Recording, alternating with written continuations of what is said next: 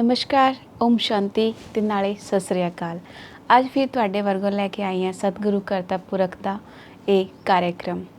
मित्रों, असी हर वेला बोलते काम करते वेला या फिर पढ़ाई करते वेला या फिर ਜਿਹੜੇ ਸਾਡੇ घर दी महिलाएं ਹੁੰਦੀਆਂ ਉਹ भी यही बोलते कि ਅਸੀਂ ਕੰਮ करते वेला किद्दां भगवान ਨੂੰ याद करिए, किद्दां अपने आप ਨੂੰ भगवान ਨੂੰ याद करते योग लगाइए। योग क्या हुंदा ते योगा क्या हुंदा, ਇਹ दोनों ਦਾ डिफरेंट ਜਿਹੜਾ ਹੁੰਦਾ, ਜਿਹੜਾ अंतर है, ਇਹ कई लोग समझ नहीं पाते। ਤੇ ਨਾਲੇ ਬ੍ਰਹਮਾ ਕੁਮਾਰੀ 'ਚ ਇਹਦਾ ਆਨਸਰ ਜ਼ਰੂਰ ਪੁੱਛਣੇ ਵਾਸਤੇ ਕਈ ਲੋਕ ਸਾਨੂੰ फ़ोन भी ਕਰਦੇ, WhatsApp भी ਕਰਦੇ ਤੇ ਈਮੇਲ 'ਚ ਮੈਸੇਜ भी ਆਉਂਦੇ।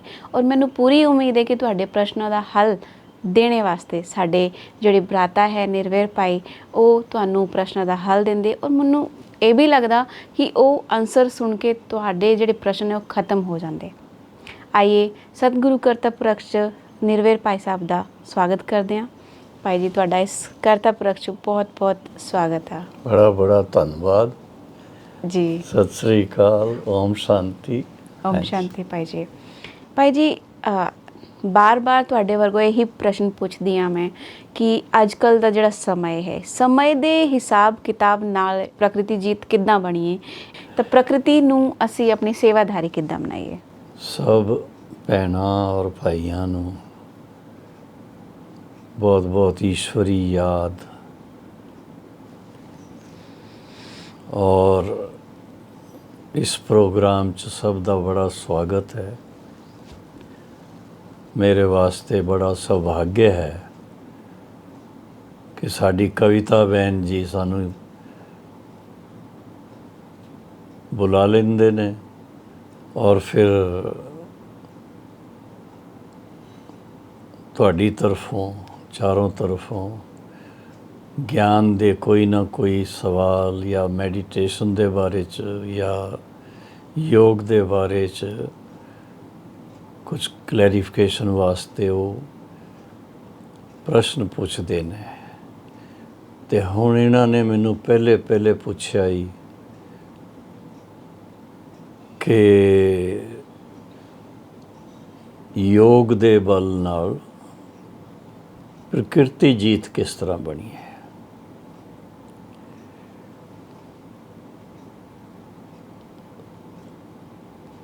असी थोड़ा जा मानव इतिहास नूं थोड़ा देखिए कि जदों असी सतयुग च हुंदे, सतयुगी संसार च उस वेले आत्मा सतो प्रधान हुंदी है।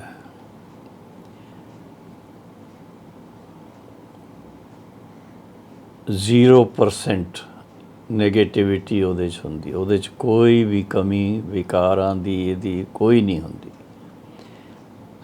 जिन्हों कहा जाता है भी संपूर्ण पवित्र। तो जो संपूर्ण पवित्र या पावन आत्मा हैगे है, उन्हां दी प्रकृति दासी है, सेवा वास्ते है। इस करके सतयुग दे देवी देवतियां वास्ते कहंदे ने, एक तो उन्हां नूं ये 5 विकारां दा ज्ञान ही नहीं हैगा। नैगेटिविटी की हुंदी है उहदा ज्ञान ही नहीं हुंदा ही। और दूसरा है क्योंकि इतनी उन्हां दी प्यूरिटी 100% है, ते 5 तत्व जिहड़े हैगे आ, जल वायु अग्नि आकाश पृथ्वी, वो सब जितने भी उस वेले मानव मात्र हैगे आ जिन्हां नूं असीं देवी देवता कहने आ, उन्हां नूं अपना मालिक समझ करके उन्हां दी सेवा च रहिंदे ने। इस करके कहा जाता है कि देवी देवता जदों चाहुंदे सी बरसात हो जाती सी, जदों चाहुंदे सी ਸੂਰਯ ਦੇਵਤਾ ਸੇਵਾ 'ਚ ਆ ਜਾਂਦੇ ਸੀ ਔਰ ਮਿੱਠੀ ਮਿੱਠੀ ਠੰਡੀ ਠੰਡੀ ਹਵਾ ਸਦਾ ਹੀ ਚੱਲਦੀ ਰਹਿੰਦੀ ਸੀ। ਇਸ ਕਰਕੇ ਸਤਯੁਗ 'ਚ ਨਾ ਏਅਰ ਕੰਡੀਸ਼ਨਰ ਹੁੰਦਾ ਹੀ, ਲੋੜ ਹੀ ਨਹੀਂ ਹੈ, ਨਾ ਹੀਟਿੰਗ ਦੀ ਲੋੜ ਹੈ, ਕਿਉਂਕਿ ਇੱਕ ਰਸ ਮੌਸਮ ਰਹਿੰਦਾ ਹੀ, ਬਹੁਤ ਸੁੰਦਰ ਮੌਸਮ। ਤੇ ਪ੍ਰਕਿਰਤੀ ਜੀਤ ਬਣਨ ਵਾਸਤੇ ਉਹ ਇਹ ਪ੍ਰਸ਼ਨ ਹੀ ਕਦੋਂ ਆਉਂਦਾ ਹੈ ਜਦੋਂ ਪ੍ਰਕਿਰਤੀ ਸਾਨੂੰ ਥੋੜ੍ਹਾ ਦੁੱਖ ਦਿੰਦੀ ਹੈ, ਬਿਮਾਰ ਕਰ ਦਿੰਦੀ ਹੈ ਔਰ ਬਿਨਾਂ ਮੌਸਮ ਤੋਂ ਕੁਛ ਨਾ ਕੁਛ ਹੁੰਦਾ ਹੀ ਹੈ। ਕਦੀ ਗਰਮੀ ਜ਼ਿਆਦਾ ਹੈਗੀ ਹੈ, ਕभी ਸਰਦੀ ਜ਼ਿਆਦਾ ਹੈਗੀ ਹੈ, ਕਦੀ ਬਾਰਿਸ਼ ਹੀ ਬਹੁਤ ਹੋ ਜਾਂਦੀ ਹੈ ਇੱਕ ਸਾਥ, ਔਰ ਜਾਂ ਹੋਏਗੀ ਨਹੀਂ। ਤੇ ਇਸ ਕਰਕੇ ਪ੍ਰਕਿਰਤੀ ਨੂੰ ਆਪਣਾ ਯੋਗਦਾਨ ਪਹਿਲੇ ਦਈਏ। ਜਦੋਂ ਅਸੀਂ ਮੈਡੀਟੇਸ਼ਨ ਕਰਦੇ ਹਾਂ ਤੇ ਉਸ ਵੇਲੇ ਪੰਜ ਤੱਤਵਾਂ ਨੂੰ ਵੀ ਆਪਣੇ ਸੰਕਲਪ 'ਚ ਇਮਰਜ ਕਰਕੇ ਔਰ ਸ਼ਿਵ ਬਾਬਾ ਦੇ ਨਾਲ ਮਨ ਲਗਾ ਕੇ ਉਹ ਪ੍ਰਕੰਪਨ ਪ੍ਰਕਿਰਤੀ ਨੂੰ ਵੀ ਦਈਏ ਤਾਂ ਕਿ ਉਹ ਪਾਵਨ ਬਣਦੀ ਜਾਏ ਔਰ ਅਸੀਂ ਵੀ ਪਾਵਨ ਬਣ ਜਾਈਏ ਆਤਮਾ ਰੂਪ 'ਚ, ਤਾਂ ਕਿ ਫਿਰ ਦੁਬਾਰਾ ਸਾਨੂੰ ਪ੍ਰਕਿਰਤੀ ਦੁੱਖ ਨਾ ਦੇ। ਜੀ ਭਾਈ ਸਾਹਿਬ, ਤੇ ਇਹਨੂੰ ਮਹਾਵਿਨਾਸ਼ ਦੇ ਸਮੇਂ ਪ੍ਰਕਿਰਤੀ ਜੀਤ ਹੋ ਕੇ ਵੀ ਪ੍ਰਕਿਰਤੀ ਨੂੰ ਆਪਣਾ ਸੇਵਾਧਾਰੀ ਕਿੱਦਾਂ ਬਣਾ ਸਕਦੇ? ਵਿਨਾਸ਼ ਅਸਲ 'ਚ ਹੁੰਦਾ ਹੀ ਰਹਿੰਦਾ ਹੀ, ਔਰ ਜਿਹੜਾ ਤੁਸੀਂ ਮਹਾਵਿਨਾਸ਼ ਕਹਿ ਰਹੇ ਹੋ ਜੀ, ਉਹ ਜ਼ਰਾ ਪਹਿਲੀ ਗੱਲ ਹੈ ਕਿ ਉਹਨੂੰ ਦੇਖਣ ਵਾਸਤੇ ਬੜੀ ਸ਼ਕਤੀ ਚਾਹੀਦੀ ਹੈ। ਆਤਮਾ ਬਹੁਤ ਸ਼ਕਤੀਸ਼ਾਲੀ ਚਾਹੀਦੀ ਹੈ। ਉਹਦੇ 'ਚ ਯੋਗ ਦੀ ਸ਼ਕਤੀ, ਜਿਹਦੇ ਕਰਕੇ ਸੁਭਾਵਿਕ ਰੂਪ 'ਚ ਆਪਣੇ ਆਤਮ ਸਰੂਪ 'ਚ ਸਥਿਤ ਰਹੇ, ਔਰ ਦੂਸਰਾ ਹੈ ਪਰਮਾਤਮਾ ਦੇ ਨਾਲ ਵੀ ਮਨ ਲੱਗਿਆ ਰਹੇ ਤਾਂ ਕਿ ਉਹ ਤਾਕਤ ਆਤਮਾ ਨੂੰ ਹੋਰ ਮਿਲਦੀ ਰਹੇ। ਔਰ ਫਿਰ ਇਸ ਤੋਂ ਜ਼ਿਆਦਾ ਤੋਂ ਪ੍ਰਕਿਰਤੀ ਨੂੰ ਅਸੀਂ ਆਪਣੀ ਤਰਫੋਂ ਸ਼ੁਭ ਭਾਵਨਾ ਦੇ ਪ੍ਰਕੰਪਨ ਦਈਏ ਤਾਂ ਕਿ ਉਹ ਜਿਹੜਾ ਉਹਦਾ ਵਿਕਰਾਲ ਰੂਪ ਹੈ ਉਹ ਚੇਂਜ ਹੋ ਕਰਕੇ ਸਾਡੇ ਨਾਲ ਉਹਦੀ ਸਮਰਸਤਾ ਹੋ ਜਾਏ, ਦੋਸਤੀ ਹੋ ਜਾਏ। ਇਸ ਕਰਕੇ ਕਿਹਾ ਜਾਂਦਾ ਹੈ ਕਿ ਵਿਨਾਸ਼ ਕਾਲੇ ਵਿਪਰੀਤ ਬੁੱਧੀ ਵਿਨਸ਼ਯੰਤੇ। ਜਿਨ੍ਹਾਂ ਦੀ ਬੁੱਧੀ ਪਰਮਾਤਮਾ ਦੇ ਨਾਲ ਨਹੀਂ ਲੱਗੀ ਹੋਈ ਹੈ, ਵਿਪਰੀਤ ਹੈ, ਉਲਟੀ ਹੈ, ਤੇ ਉਹਨਾਂ ਦਾ ਹੁੰਦਾ ਵਿਨਾਸ਼। ਜਿਹੜਾ ਤੁਸੀਂ ਮਹਾਵਿਨਾਸ਼ ਦੀ ਗੱਲ ਸੁਣ ਰਹੇ ਹੋ ਜੀ, ਉਸ ਕਰਕੇ ਵਿਨਾਸ਼ ਉਹਨਾਂ ਦਾ ਹੁੰਦਾ ਹੈ, ਕਿਉਂਕਿ ਉਹ ਵਿਨਾਸ਼ ਕਾਲੇ ਵਿਪਰੀਤ ਬੁੱਧੀ ਹੈਗੇ। ਪਰ ਉਹ ਬਾਬਾ ਦੇ ਬੱਚੇ, ਸ਼ਿਵ ਪਰਮਾਤਮਾ ਦੇ ਬ੍ਰਹਮਾ ਬਾਬਾ ਦੇ ਬੱਚੇ, ਜਿਹੜੇ ਕਾਫੀ ਸਮੇਂ ਤੋਂ ਸ਼ਿਵ ਬਾਬਾ ਦੇ ਨਾਲ ਮਨ ਲਗਾ ਕਰਕੇ ਆਤਮਾ ਨੂੰ ਪਾਵਨ ਬਣਾ ਰਹੇ ਹੈ ਸਵਯੰ ਨੂੰ, ਔਰ ਉਸ ਦੇ ਨਾਲ ਨਾਲ ਆਪਣੇ ਜਿਹੜੇ ਪਵਿੱਤਰ ਸ਼ੁਭ ਸੰਕਲਪ ਹੈਗੇ ਆ ਉਹਦੇ ਜ਼ਰੀਏ ਇਹ ਪ੍ਰਕੰਪਨ ਪ੍ਰਕਿਰਤੀ ਨੂੰ ਦੇ ਰਹੇ ਨੇ, ਪ੍ਰਕਿਰਤੀ ਨੂੰ ਵੀ ਆਪਣਾ ਮਿੱਤਰ ਬਣਾ ਰਹੇ ਆ। ਇਸ ਕਰਕੇ ਉਹਨਾਂ ਵਾਸਤੇ ਕਿਹਾ ਜਾਂਦਾ ਹੈ ਕਿ ਵਿਨਾਸ਼ ਕਾਲੇ ਪ੍ਰੀਤ ਬੁੱਧੀ ਵਿਜਯੰਤੇ, ਉਹਨਾਂ ਦੀ ਵਿਜੇ ਹੁੰਦੀ ਹੈ। ਤੇ ਤੁਸੀਂ ਬਾਬਾ ਦੇ ਬੱਚੇ ਵਿਨਾਸ਼ ਤੋਂ ਡਰੋ ਨਹੀਂ, ਲੇਕਿਨ ਉਹ ਵਿਨਾਸ਼ ਆਪਣਾ ਕੰਮ ਕਰੇ ਔਰ ਸਾਡਾ ਕੰਮ ਕੀ ਹੈ? ਸਾਡਾ ਕੰਮ ਹੈ ਸਤਿਯੁਗ ਦੀ ਸਥਾਪਨਾ ਦਾ ਕਾਰਜ ਕਰਨਾ, ਦੇਵੀ ਦੇਵਤਾ ਧਰਮ ਦੀ ਫਿਰ ਸਥਾਪਨਾ ਕਰਨਾ। ਤੇ ਅਸੀਂ ਆਪਣਾ ਜੋ ਸਾਡਾ ਕੰਮ ਹੈ, ਜੋ ਯੋਗ ਬਲ ਦੇ ਜ਼ਰੀਏ ਔਰ ਗਿਆਨ ਬਲ ਦੇ ਜ਼ਰੀਏ ਦੇਵੀ ਗੁਣਾਂ ਦੀ ਸ਼ਕਤੀ ਨਾਲ ਸਥਾਪਨਾ ਹੁੰਦੀ ਹੈ, ਉਸ ਸਥਾਪਨਾ 'ਚ ਅਸੀਂ ਆਪਣੀ ਸੇਵਾ ਕਰੀਏ ਤੇ ਪ੍ਰਕਿਰਤੀ ਸਾਨੂੰ ਪੂਰਾ ਸਾਥ ਦੇਵੇਗੀ। ਜੀ ਭਾਈ ਜੀ, ਤੁਸੀਂ ਇਹ ਸਭ ਮਿਲਾ ਕੇ ਤੁਸੀਂ ਸੇਵਾ ਦੇ ਬਾਰੇ 'ਚ ਗੱਲ ਕੀਤੀ, ਤਾਂ ਸੇਵਾ ਕਿਤਨੇ ਪ੍ਰਕਾਰ ਦੀ ਹੋ ਸਕਦੀ? ਸੇਵਾ ਤੇ ਸੇਵਾ ਹੀ ਹੈ, ਉਹ ਤਾਂ ਤੁਸੀਂ ਜਾਣਦੇ ਹੋ। ਅਗਰ ਕਿਸੇ ਆਤਮਾ ਨੂੰ ਤੁਸੀਂ ਸੁਖ ਸ਼ਾਂਤੀ ਦਾ ਰਸਤਾ ਦੱਸਦੇ ਹੋ ਵੀ ਆਪਣੇ ਜੀਵਨ 'ਚ ਸੁਖ ਸ਼ਾਂਤੀ ਕਿਸ ਤਰ੍ਹਾਂ ਮਿਲੇ, ਉਹਦਾ ਮਾਰਗਦਰਸ਼ਨ ਉਹਨਾਂ ਨੂੰ ਦਿੱਤਾ ਹੀ, ਕਿ ਇਸ ਤੋਂ ਵੱਡੀ ਹੋਰ ਕੋਈ ਸੇਵਾ ਨਹੀਂ ਹੈ। ਔਰ ਉਹ ਹੈ ਤੁਹਾਡੇ ਆਪਣੇ ਐਕਸਪੀਰੀਅੰਸ ਦੇ ਆਧਾਰ 'ਤੇ ਕਿ ਜਦ ਤੋਂ ਪਰਮਾਤਮਾ ਦਾ ਤੁਹਾਨੂੰ ਯਥਾਰਥ ਪਰਿਚੈ ਮਿਲ ਗਿਆ ਔਰ ਈਸ਼ਵਰੀ ਗਿਆਨ ਔਰ ਸਹਿਜ ਰਾਜ ਯੋਗ ਦੀ ਸਿੱਖਿਆ ਤੁਹਾਨੂੰ ਮਿਲ ਗਈ, ਉਹਨੂੰ ਤੁਸੀਂ ਆਪਣੇ ਜੀਵਨ 'ਚ ਲਿਆਂਦਾ ਹੀ, ਤੇ ਤਾਂ ਤੁਹਾਡੀ ਆਪਣੀ ਜੀਵਨ 'ਚ ਸੁੱਖ ਸ਼ਾਂਤੀ ਮਿਲੀ। ਤੇ ਉਹ ਹੀ ਜੋ ਸਵਯੰ ਨੂੰ ਸਾਨੂੰ ਮਿਲਿਆ ਹੀ, ਅਸੀਂ ਉਹ ਦੂਸਰਿਆਂ ਨੂੰ ਦੇ ਸਕਦੇ ਹਾਂ। ਉਹਦੇ ਵਿੱਚ ਕਈ ਤਰੀਕੇ ਹੈਗੇ, ਆਪਣੇ ਮਿਸਾਲ ਕਾਇਮ ਕਰਕੇ ਦਿਓ, ਜਾਂ ਕਿਸੇ ਨੂੰ ਸ਼ਬਦਾਂ ਦੇ ਨਾਲ ਗਿਆਨ ਦੇ ਕਰਕੇ, ਜਾਂ ਕੋਈ ਪੁਸਤਕਾਂ ਇਹੋ ਜਿਹੀਆਂ ਗਿਆਨ ਦੀਆਂ ਮਨ ਦੀ ਸ਼ਾਂਤੀ ਦੇ ਬਾਰੇ 'ਚ, ਜਾਂ ਸਹਿਜ ਰਾਜ ਯੋਗ ਦੇ ਬਾਰੇ 'ਚ ਇਹੋ ਜਿਹੀਆਂ ਛੋਟੀ ਛੋਟੀ ਪੁਸਤਕਾਂ ਹੈਗੀਆਂ, ਕਿਤਾਬਾਂ ਹੈਗੀਆਂ, ਉਹ ਕਿਸੇ ਨੂੰ ਦੇ ਦਿਓ।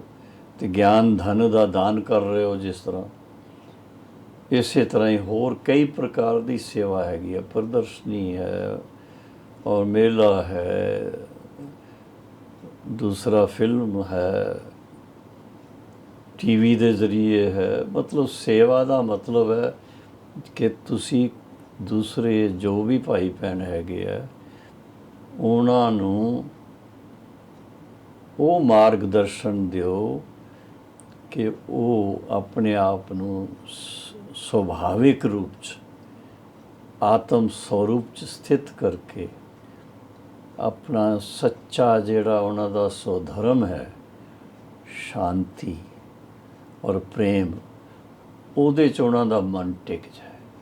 ਜਦੋਂ ਉਹਨਾਂ ਦਾ ਮਨ ਇਹਦੇ 'ਚ ਟਿਕ ਜਾਏਗਾ ਤੇ ਉਹਨਾਂ ਦੇ ਵਿਵਹਾਰ 'ਚ ਵੀ ਉਹ ਚੀਜ਼ ਆ ਜਾਏਗੀ। ਹਰ ਇੱਕ ਨੂੰ ਬੜੇ ਪਿਆਰ ਨਾਲ ਗੱਲ ਕਰਨਗੇ, ਬੜੇ ਆਦਰ ਨਾਲ ਹਰ ਇੱਕ ਦਾ ਸਤਿਕਾਰ ਕਰਨਗੇ, ਔਰ ਉਸ ਦੇ ਨਾਲ ਹਰ ਇੱਕ ਦੇ ਕਲਿਆਣ ਵਾਸਤੇ ਪੁਰਸ਼ਾਰਥ ਕਰਨਗੇ।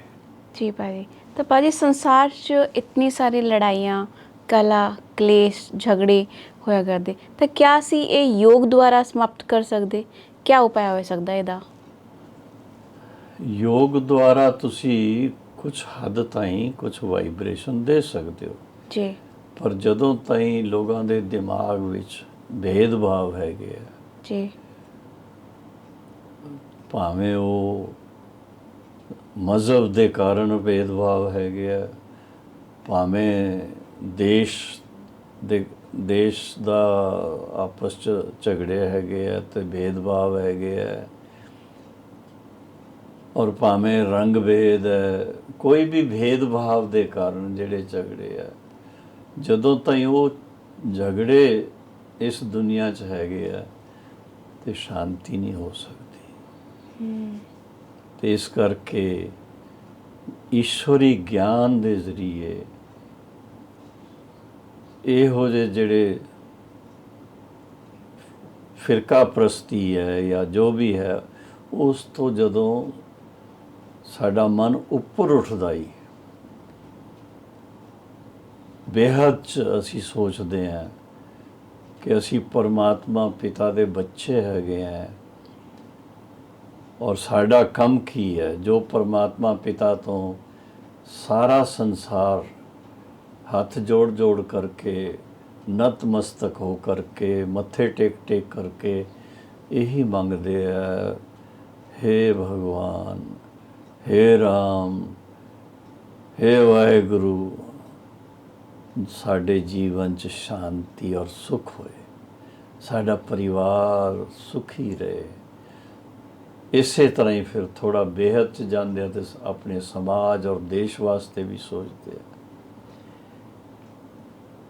ਤੇ ਉਹ ਤਾਂ ਹੀ ਹੋ ਸਕਦਾ ਹੀ ਜਦੋਂ ਇੰਡੀਵਿਜੂਅਲੀ ਅਸੀਂ ਆਪਣੇ ਆਪ ਨੂੰ ਪਹਿਲੇ ਇਸ ਸਥਿਤੀ 'ਚ ਲੈ ਆਈਏ, ਪਰਮਾਤਮਾ ਦੇ ਨਾਲ ਮਨ ਲਗਾ ਕੇ ਸ਼ਾਂਤੀ 'ਚ, ਪ੍ਰੇਮ 'ਚ, ਔਰ ਇੱਕ ਦੂਜੇ ਦੇ ਵਾਸਤੇ ਸਾਡੇ ਦਿਲ 'ਚ ਬੜਾ ਪਿਆਰ ਔਰ ਆਦਰ ਹੋਏ, ਫਿਰ ਦੇਖੋ ਕਿਤਨਾ ਸ਼ਾਂਤੀ ਮਿਲ ਜਾਂਦੀ ਹੈ ਔਰ ਇਹ ਲੜਾਈ ਝਗੜੇ ਜਿਹੜੇ ਆ ਉਹ ਖਤਮ ਹੋ ਜਾਂਦੇ ਆ।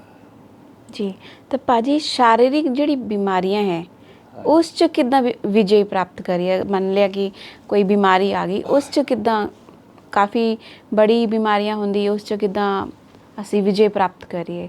ਕਿਆ ਉਪਾਅ ਹੋ ਸਕਦਾ ਇਹਦਾ ਵੀ?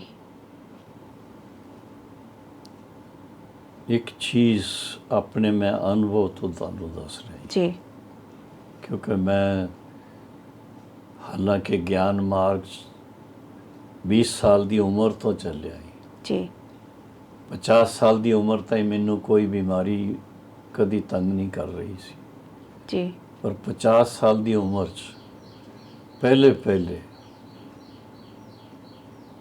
ਚੇਂਜ ਆਈ ਔਰ ਮੈਨੂੰ ਹਾਰਟ ਦੀ ਸਰਜਰੀ ਕਰਾਉਣੀ ਪਈ ਸੀ, ਕੋਲੇਸਟ੍ਰੋਲ ਜਮ੍ਹਾਂ ਹੋ ਗਿਆ ਸੀ। ਜੀ ਲੇਕਿਨ ਮੈਂ ਦੇਖਿਆ ਕਿ शिव बाबा ने या बाप दादा ने गुलजार दादी के जरिए मैनू इतना सुंदर संदेश दिता कि तुसी अपना मन जिहड़ा ही वो सूक्ष्म वतन च बाप दादा दे नाल लगाओ, बाप दादा तुहानू गुलाब दी सहज सैया ते सुला देणगे और डॉक्टर अपना काम करनगे ते तुहानू कोई तकलीफ ही नहीं होएगी। ये वरदान मिलिया सी बाबे तो और मैं खुद अनुभव किया, मैनू पता भी नहीं लग्या किस कदों सर्जरी हुई की होया और उस तो बाद भी साइंस ने इतनी सानू देन दिती है, ਉਹਦੇ 'ਚ ਮੈਡੀਸਨਸ ਇਹੋ ਜਿਹੀਆਂ ਹੈਗੀਆਂ ਕਿ ਅਸੀਂ ਡਾਕਟਰ ਸਾਹਿਬ ਦੀ ਰਾਏ ਦੇ ਨਾਲ ਜਦੋਂ ਉਹ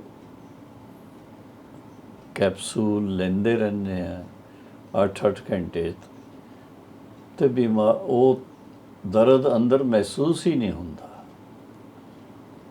ਔਰ ਆਹਿਸਤਾ ਆਹਿਸਤਾ ਫਿਰ ਜਦੋਂ ਸਾਡੀ ਰਿਕਵਰੀ ਹੋ ਜਾਂਦੀ ਤੇ ਫਿਰ ਜਿਹਦਾ ਉਹ ਵੀ ਨਿਸ਼ਚਿਤ ਹੁੰਦਾ ਟਾਈਮ, ਕਿਸੇ ਦੀ 3 ਹਫ਼ਤੇ 'ਚ ਹੋ ਜਾਂਦੀ, ਕਿਸੇ ਦੀ ਥੋੜ੍ਹੀ ਜ਼ਿਆਦਾ 6 ਹਫ਼ਤੇ ਲੱਗ ਜਾਂਦੇ। ਪਰ 6 ਹਫ਼ਤੇ ਤੋਂ ਬਾਅਦ ਜਦੋਂ ਰਿਕਵਰੀ ਹੋ ਜਾਂਦੀ ਤੇ ਇੰਜ ਲੱਗਦਾ ਹੀ ਜਿਸ ਤਰ੍ਹਾਂ ਕੁਝ ਹੋਇਆ ਹੀ ਨਹੀਂ ਹੈ। ਥੋੜ੍ਹੀ ਜਿਹੀ ਵੀਕਨੈਸ ਲੱਗਦੀ ਹੈ ਪਹਿਲੇ ਦੀ, ਤਾਂ ਜਿਹੜਾ ਪਹਿਲੇ ਸਰੀਰ ਸੀ ਉਹਦੀ ਭੇਂਟ 'ਚ ਥੋੜ੍ਹਾ ਜਿਹਾ ਫਰਕ ਤੇ ਪੈਂਦਾ ਹੀ 10-15% ਦਾ। ਲੇਕਿਨ ਫਿਰ ਅਸੀਂ ਆਪਣੀ ਨੋਰਮਲ ਲਾਈਫ 'ਚ ਜੋ ਸਾਡੀ ਸੇਵਾ ਹੈਗੀ ਹੈ ਉਹਦੇ 'ਚ ਆਪਣਾ ਪੂਰਾ ਦਿਲ ਲਗਾ ਕਰਕੇ ਅਸੀਂ ਫਿਰ ਬਿਜ਼ੀ ਹੋ ਗਏ। ਤੇ ਇਹ ਖਾਸ ਇਹ ਚੀਜ਼ ਹੈ ਕਿ ਦਵਾਈਆਂ ਦਾ ਅਸਰ ਵੀ ਤਾਂ ਹੁੰਦਾ ਹੀ ਜੇ ਤੁਸੀਂ ਦਵਾਈ ਲੈਣ ਵੇਲੇ ਪਰਮਾਤਮਾ ਦੇ ਨਾਲ ਮਨ ਲਗਾ ਕੇ ਥੋੜ੍ਹਾ ਜਿਹਾ ਬਾਬਾ ਨਾਲ ਗੱਲ ਕਰਕੇ ਔਰ ਫਿਰ ਤੁਸੀਂ ਉਹ ਦਵਾਈ ਲੈਣਗੇ ਹੋ ਤੇ ਉਹ ਦਵਾਈ ਦਾ ਅਸਰ ਵੀ ਹੋਏਗਾ ਔਰ ਤੁਸੀਂ ਜਲਦੀ ਤੋਂ ਜਲਦੀ ਰਿਕਵਰ ਹੋ ਜਾਣਗੇ, ਠੀਕ ਹੋ ਜਾਣਗੇ। ਔਰ ਅਗਰ ਤੁਸੀਂ ਪਹਿਲੇ ਤੋਂ ਹੀ ਬਾਬੇ ਨੂੰ ਯਾਦ ਕਰ ਰਹੇ ਹੋ, ਤੁਹਾਡੇ 'ਚ ਯੋਗ ਬਲ ਇਤਨਾ ਹੈ, ਤੇ ਤੁਹਾਨੂੰ ਬਿਮਾਰੀ ਆਏਗੀ ਨਹੀਂ, ਗੱਲ ਹੀ ਖਤਮ ਹੋ ਜਾਂਦੀ ਹੈ। ਲੇਕਿਨ ਅੱਜ ਕੱਲ੍ਹ ਖਾਣ ਪਾਣ, ਅਨਾਜ, ਇਹ ਉਹਦੇ 'ਚ ਕੁਛ ਇਹੋ ਜਿਹੀਆਂ ਚੀਜ਼ਾਂ ਆ ਗਈਆਂ ਹੀ, ਇਸ ਕਰਕੇ ਥੋੜ੍ਹਾ ਥੋੜ੍ਹਾ ਉਹ ਬਿਮਾਰੀ ਲਿਆ ਹੁੰਦੀ ਹੈ ਜੀ। ਜੀ ਭਾਜੀ ਤੁਸੀਂ ਸਾਨੂੰ ਸਾਡੇ ਪ੍ਰਸ਼ਨਾਂ ਦਾ ਹੱਲ ਦਿੱਤਾ, ਤੇ ਲਾਸਟ ਸਮੇਂ 'ਚ ਤੁਸੀਂ ਇਸ ਸਮੇਂ ਦਰਸ਼ਕਾਂ ਨੂੰ ਕਿਆ ਸੰਦੇਸ਼ ਦੇਣਾ ਚਾਹੁੰਦੇ? ਮੈਂ ਇਹੀ ਸੰਦੇਸ਼ ਦਿਆਂਗਾ ਕਿ ਆਪਣਾ ਮਨ ਖੁਸ਼ ਰੱਖੋ।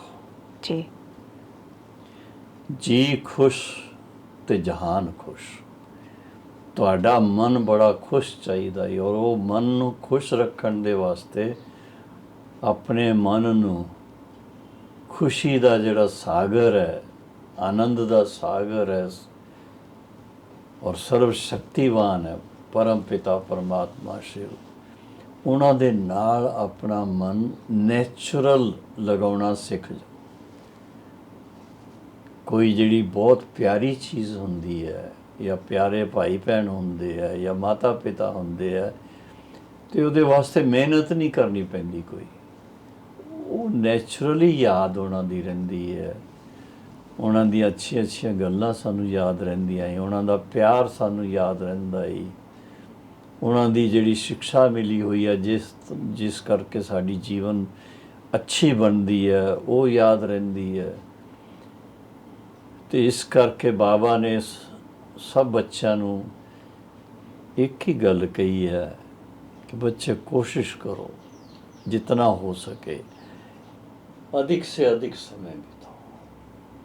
तो याद की यात्रा, यात्रा का मतलब है जितनी तुसी याद करनगे हो तो आत्मा उतनी शक्तिशाली बनती जाएगी, पावन बनती जाएगी, श्रेष्ठ बनती जाएगी।